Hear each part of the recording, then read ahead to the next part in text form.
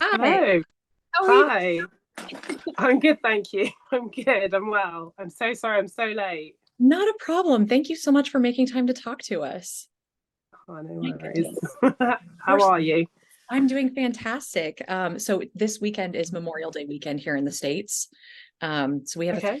we have a 3-day weekend. So I'm off work tomorrow. Nice. Yeah. Um, Yeah, we have the same. We have the same. We've got a bank holiday tomorrow. So, but I don't know what it's in aid of because it's not Memorial Day weekend, but it's not for your we veterans that it's have just given their life in defense of their country. That's what ours no, is tomorrow. Okay. Yeah. no. Well, you guys just had a bank holiday, didn't you? Because that's the day you released the famous green coat picture. Yeah, yeah, it's true. I So mean, that just was yeah, hilarious. that's one of our questions, actually. So first off, I just wanted to say thank you so much. We're really excited to be talking to you. Um, we're just a growing group. We're called Beyond Sanditon. There's really no better way to briefly describe who we are and what we're doing than to quote Liz, one of the members of our design team. She wrote the following: Have you ever experienced a story so wonderful that you can see the threads of storylines left dangling and yearning to be told?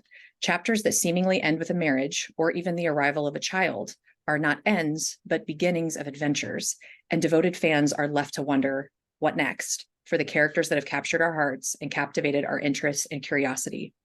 So, welcome to Beyond Sanditon, a rapidly growing global fan base who are striving to send a unified message. You have won us over and left us desirous for more. So, that's what we're doing. And we're so happy to talk to you because we have so many great questions about your work. So, what I'd like to do is start with first, how did you get into costume designing? What led you to this career choice? Oh, do you know what? Actually, it's something I've always wanted to do. So when I was a kid, I used to make clothes for Barbie dolls and like make little dolls and just, make clothes out of tights and things like that. So literally from really young. So yeah, I always loved films, grew up watching tons of films, so many films from like the 90s that I can recite perfectly because I watched them so Yep. many times. Yep. But yeah, my mom was always really creative as well, so I definitely got it from her. But I just thought I wanted to do fashion because I didn't really. It's like I want to do fashion, but for movies. So I didn't really know what a career in costume design was. So yeah, like I actually studied fashion in the end, which was great. And then I just worked for a few fashion companies, and then I was like, I really want to find a way to get into like film. So I just kind of started. I started looking for kind of short films and like smaller projects to design, and just kept going and going and going, and the rest is history, as they say, I guess. Amazing. I mean, just the costumes were so captivating. They fit the character so well. So did you draw on inspiration from other Jane Austen projects that you had seen and liked and wanted to wrap that in at all? I did watch quite a few, and I had obviously watched a few in the past, but I think with Regency, because it's so heavily featured, probably out of all the periods, because Jane Austen is was such a prolific writer. Mhm. There's so much Regency, so I was like, I think in the lead up to Santa, I didn't want to watch too many because then I think it all sinks in by osmosis, doesn't it? So Yeah, I wanted to almost start like fresh without being influenced too much. that makes sense. So these are, I mean, from beginning to end, did you make the sketches, pick the fabrics? How does that work exactly? What was your process? Yeah, so yeah, from the very beginning of Sanditon, so literally from my interview, I had drew up mood boards for each of the characters because I came into it doing season 2 and 3. So season 1, there was already an existing framework and existing characters. So it was about how I moved those characters on because it's been a little bit of time. So Yeah. I did mood boards for everyone, even the new characters, and just it was this is what I wanted, what I want them to look like. Then obviously when I was very lucky to get the job, and then I just started sketching. It was just like I just started drawing outfits and not even giving them to particular characters. It was just like I just had some ideas that I wanted to get on paper. Yeah. Um, and then yeah, after a while, kind of start thinking, actually, this would really fit this character. I found this amazing fabric and this amazing trim, and like, let's make it this person, that person. So I was very lucky. I had a whole workroom of people. I had my I had a design team, so my assistant designer Rosie and my design assistant Lizzie. So they're also very supportive. Like Rosie's in and out of the workroom, kind of managing things, being like, you know, when I've got time or not got time or I'm on set, I'd be like, oh, I want this trim, and Rosie's like running in to give it to the workroom and stuff like that. So it becomes like a whole full-scale production once you're filming. But yeah, it was really good. Like, and then when you're starting to see things come, like, be turned out, like, you know, fittings and all of that stuff, and it starts to really come to life. But yeah, it's an exciting process. Yeah, it definitely looks like it. As for the weather, I know obviously London can be a very, I don't know where specifically in England you filmed, but I know there's lots of wind, lots of rain. And we had read that the final proposal scene was so windy that day that they almost had to reshoot it, but ultimately they decided to stick with it. I love. Yeah. So how did the weather affect the costume, your costume choice in general? Did you have to have backups if it was raining? Like, how did that work? Well, we filmed from, when did I start the job? Like May. So I think we started filming in June all the way to December. So it was kind of, yeah, I mean, luckily when we did the first part, you know, season 2, it was much warmer. So that's why season 3 kind of lent itself to being a bit more autumnal, and they could be a little bit more covered up because it was actually getting cold by that point. Right. But, you know, you do start to get the layers in, like little, you know, thermals underneath. When we're up on cliffs, there's all thermals and corsets and petticoats, and the amount of layers that go into Regency fashion is unbelievable. But, you know, apart from changing the colour slightly, you kind of do want it to feel summery and beachy, because it's Sanditon, it's a seaside town, so everything, you don't really want people wrapped up and, you know, looking like it's winter. So the actors got to freeze a little bit.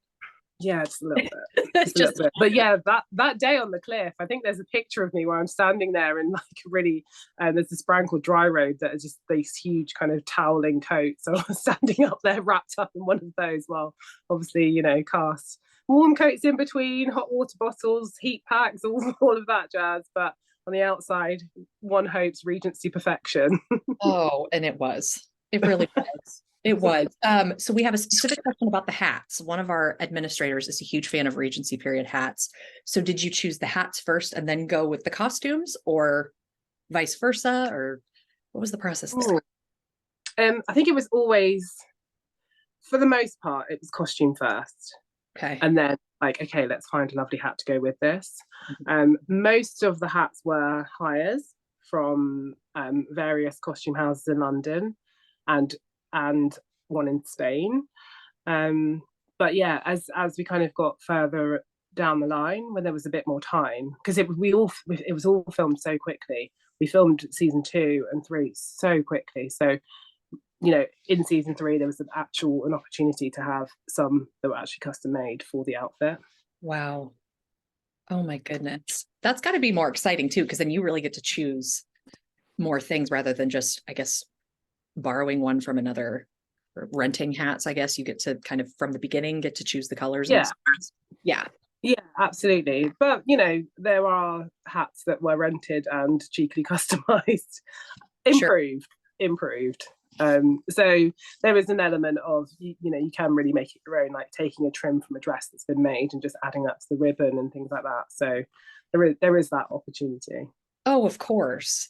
So color themes for the characters. I mean, did you have an idea going in that you kind of wanted, because it seems like Alexander's more in earth tones, like browns and greens. And then towards the end, obviously he wears some more jewel tones. Was that purposeful because he was a farmer and a countryman, or what were the color theme choices for characters? Well, yeah, I mean, you pretty much hit the nail on the head. Like it was kind of making him, I think when we first see him, you want to see a man that's still, in theory, he's in mourning for this wife and he's alone and cooped up in this house. Not alone, sorry, alone, he doesn't have a partner, but yeah, just in this house and very removed from society. So I think you wanted to make him kind of a little bit of a warmth to him, but not too overt. I think that's why I chose the black cravat. It's like you don't want to like him instantly, I guess, because he's quite harsh with Charlotte. Yes. And you're just like, who is this guy? Yeah. But yeah, like as time goes on, like he just becomes more relaxed and loosened, and hence the shirts and everything being a lot more kind of free and lovely. And I wanted to reflect that, you know, somewhat in the colours as well. It definitely came across. We've had a lot of people, there's just been so much chatter about the costumes, and our group does not know that we're doing this. This is going to be a surprise that we post for them on Wednesday. So they're going to be ecstatic because like your name has been mentioned, like Lauren the stylist. We see her on Instagram and we want to ask questions. So we were like, maybe we can make it happen. So yeah, there was one specific question I'm dying to know. The scene where Charlotte shows up for work the first day, Gordon is noticeably dressed up a little bit. Was that purposeful, that he wanted to look really nice for her, or was that just the outfit you chose for that day? I think it was just to make him feel more reserved and aloof, just because you want it to be like, you know, she's so lovely and innocent and she's coming to work with this guy, and you just think, oh, he's just so like buttoned up and strict and terrible. And well, I guess that was the feeling. Like obviously you're supposed to like him in the end, but I just think, yeah, he just seems so cold at the beginning. So yeah, I wanted to really reflect that in costume, just like, you know, it's almost like her coming to work for this horrible boss, and it's just, you know, so then you feel then the journey means so much more, because by the end of it you're like, oh, he's soft and lovely. And yeah, so that was the thinking. Yeah, well, it definitely worked, because at the very end for the final proposal, he shows up without a cravat and his shirt sleeves and no jacket. Yeah, who is this guy? We like it. Who is this guy?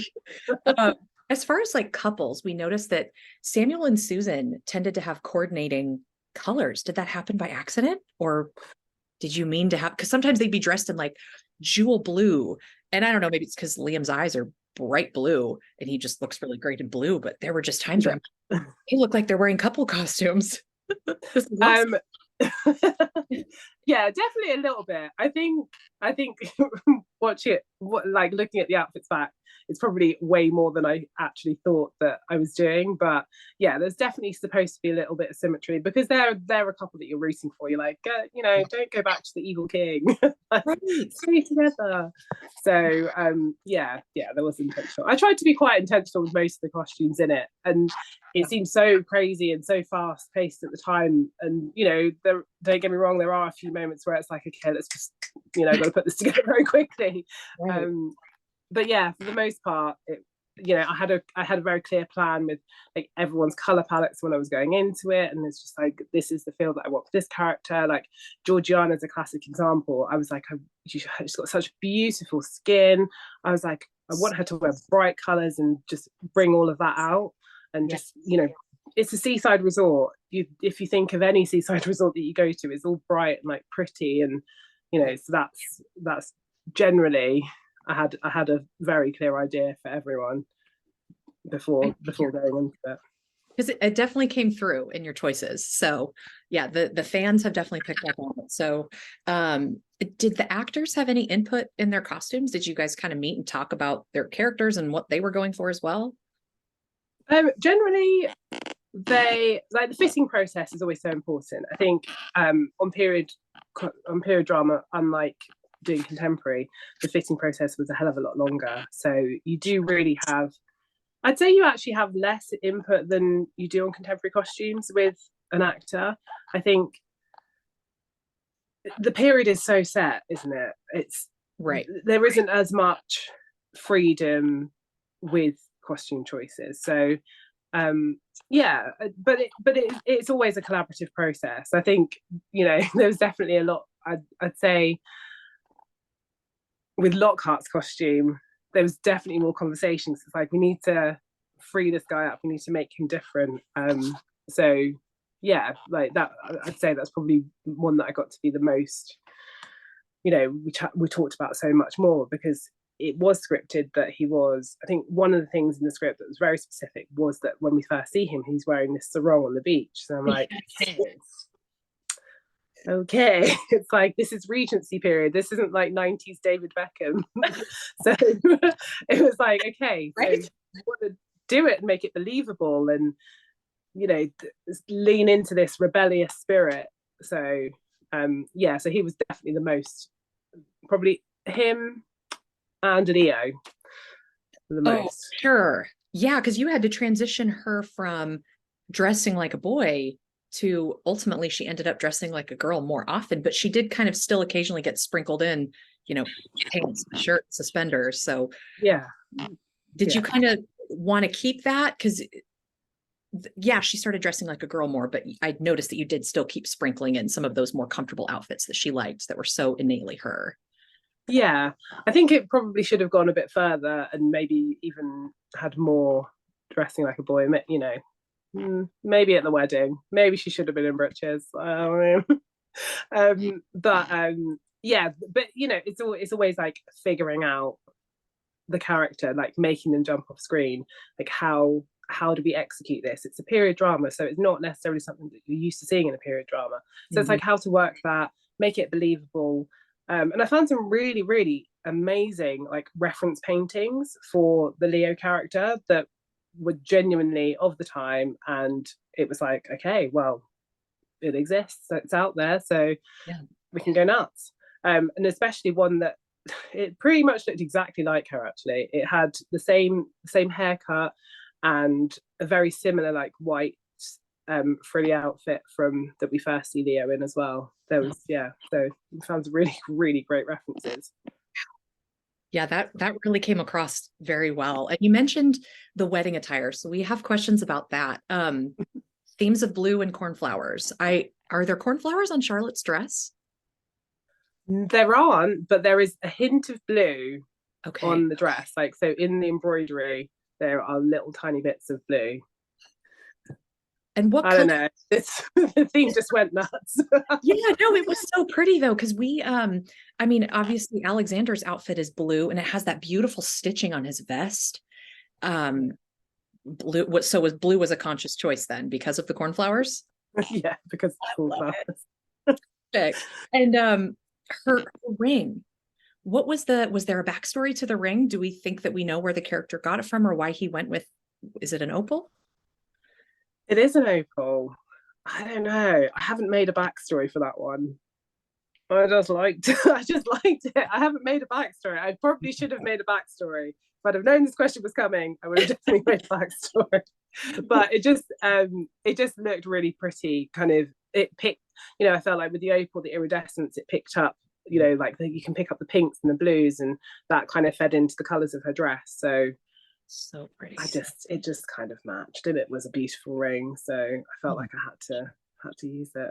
It was, and her dress was gorgeous. Was it like a pale pink or a cream? Because there's chatter about what color is the wedding dress. Oh, what color is it? So it's actually a pale pink overlaid with an ivory. Okay.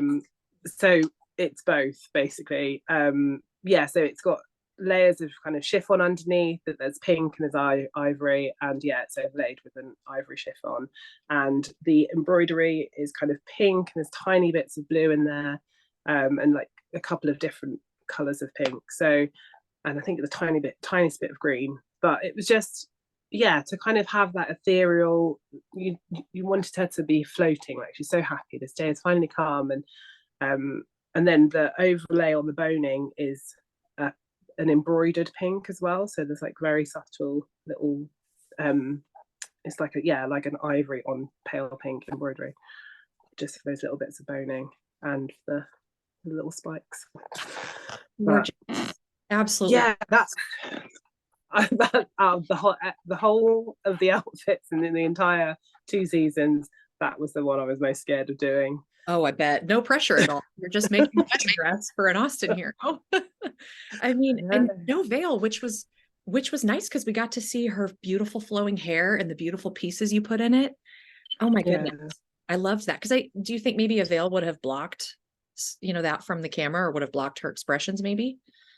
Well, blocked it, but it was also I wanted to keep a little bit of like the country girl in there. So there's an element of like, she's just stuck flowers in her hair and she's running free. So I just wanted to keep that vibe. I felt like with a veil, it would have felt a little bit too grand and maybe lost her character a little bit. Sure.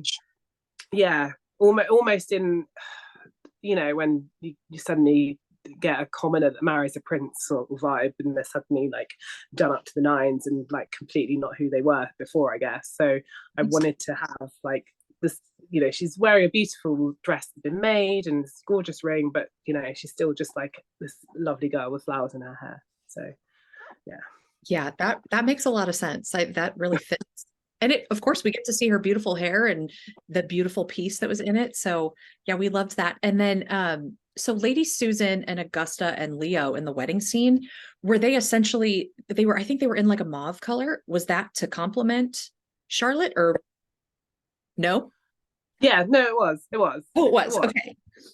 Yeah, it was a nice, it was just to be a nice color. It was, beautiful. I don't know. Yeah, and Lady Susan looks so beautiful in jewel tones. She really does.